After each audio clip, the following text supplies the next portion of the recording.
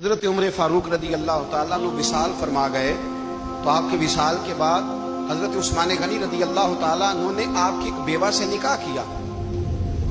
حضرت عمر کی ایک بیوہ سے۔ جب وہ آپ کے نکاح میں آئی تو کہنے لگی حضرت عثمان غنی سے کہ حضور نہ تو میں خوبصورت ہوں اور نہ میں جوان ہوں، نہ آپ کی کوئی خدمت کر سکتی ہوں، میرے ساتھ نکاح کرنا سمجھ میں نہیں آیا۔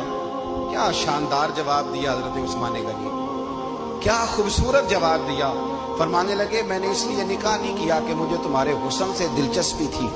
یا تمہاری خدمت کی ضرورت تھی،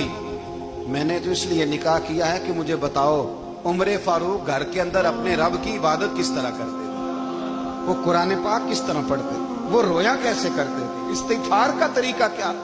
کس وقت کس انداز میں وہ اپنے رب کو یاد کرتے تھے۔ اس لیے کہ عمر کئی دفعہ گھر سے آتا تھا تو میں اس کے چہرے پر نور دیکھا کرتا تھا،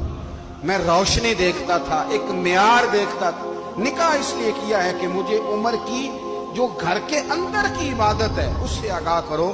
تاکہ عثمان غنی بھی چاہتے ہیں اس طرح کے عمل کرو جس طرح کہ عمر فاروق کر کے گئے۔